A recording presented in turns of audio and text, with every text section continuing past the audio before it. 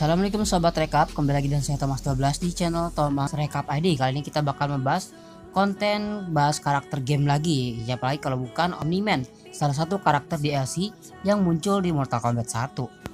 Tapi sebelum ke videonya, sobat rekap yang baru gabung dengan channel ini bisa tolong dulu klik tombol subscribe biar Mimin lebih semangat untuk membahas konten-konten informatif yang berhubungan seputar film dan juga game.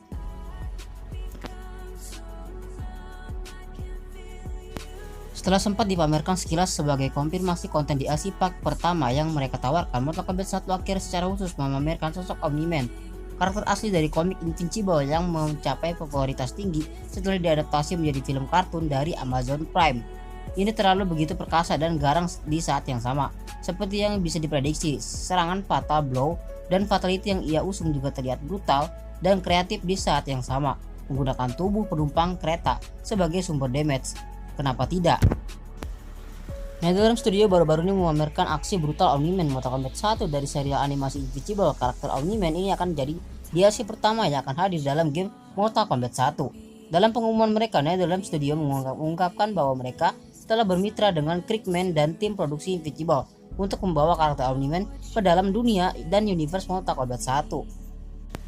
Dan seperti yang sobat rekap lihat di sini, semua karakter di Fatality berdasarkan dari referensi dari film animasinya yang tayang di Amazon Prime. Seperti ketika Sub-Zero diarahkan ke penumpang kereta, itu sama seperti yang ada di adegan di film animasinya. Jadi semua Fatality, Fatal Blow hingga combo dari tiap karakter itu diambil langsung referensinya dari original story tiap karakter tersebut.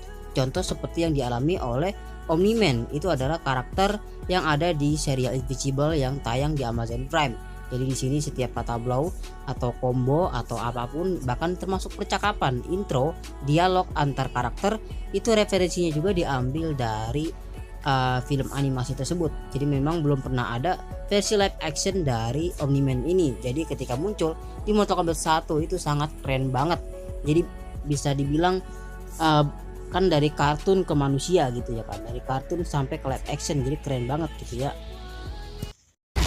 You have destroyed worlds.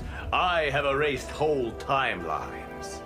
Finally, a worthy challenge.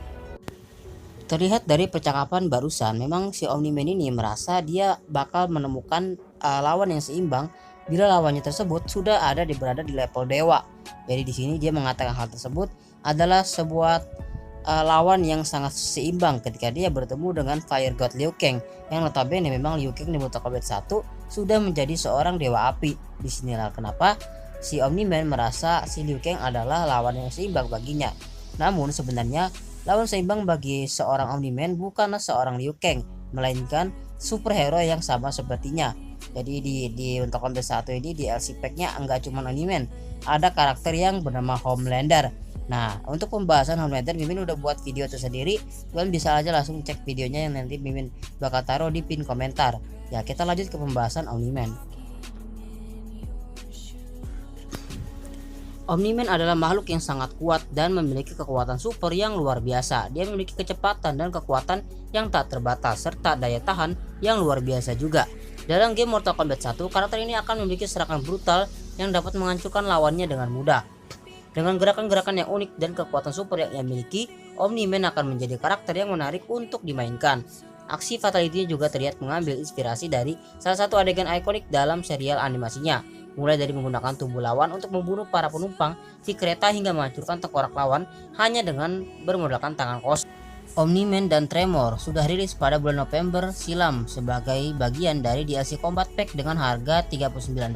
Namun, player nanti juga bisa membeli tiap karakter secara terpisah dengan harga lebih murah. Sedangkan bagi para gamer yang telah membeli Premium Edition dari Mortal Kombat 1 bisa mendapatkannya secara free alias cuma-cuma. Pengumuman ini telah menimbulkan antusiasme besar di antara penggemar kedua seri ini, entah dari Invincible ataupun Mortal Kombat. Banyak yang berharap bahwa kehadiran karakter Invincible dalam Mortal Kombat 1 akan membuka pintu bagi karakter-karakter lain dari Invincible untuk bergabung dengan game ini di masa depan atau di Mortal Kombat 2. Dengan adanya kolaborasi di antara Mortal Kombat dan Invincible, NetherRealm Studio sekali lagi menunjukkan komitmen mereka untuk memberikan pengalaman bermain yang menarik dan menghibur kepada para penggemar mereka. Kehadiran karakter Invincible ini dalam Mortal Kombat 1 akan menambah keanekaragaman karakter dan memberikan pengalaman baru bagi para pemain. Itulah sedikit informasi mengenai tentang Omni-Man dan Mortal Kombat 1 yang memang diambil dari serial animasi Invincible.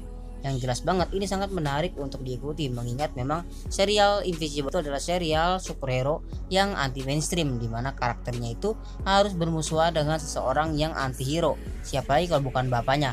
Karakter utamanya adalah si Invincible, memiliki seorang ayah yang jahat yang bernama Omni-Man. Faktanya, kalau kita memainkan karakter Omni-Man di cerita utama di Mortal Kombat 1, dia bakal memiliki ending sendiri, di mana dia bakal menghabisi si Shang Tsung, karena Shang Tsung telah membuat dia masuk ke timeline ini, yang berasumsi bahwa Shang Tsung lah penyebab kenapa dia nggak bisa kembali ke timeline utamanya.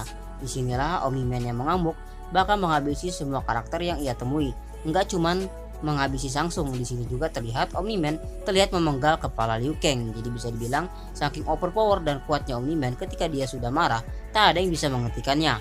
Bahkan Omni-Man di versi animasinya sendiri terlihat membunuh anggota timnya sendiri, saking dia tidak bisa mengendalikan amarahnya ketika sedang marah, apalagi ketemu dengan karakter kombatan Mortal Kombat 1 yang tidak memiliki pengalaman mengetahui tentang Omni-Man, ternyata memiliki sifat yang sangat kejam.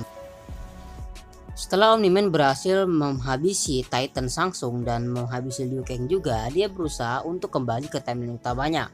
Namun sebelum itu, Omni-Man bakal melampiaskan kemarahannya kepada seluruh makhluk yang ada di timeline Mortal Kombat dengan mengkonquer atau menguasai berbagai macam kekaisaran yang ada di Mortal Kombat Universe, entah itu di Outrealm, entah itu di Outworld, entah itu di Netherrealm. Intinya semua bakal dijajah sama Omni-Man dengan kebrutalannya. Jadi di sini dia sama kejamnya dengan Homelander.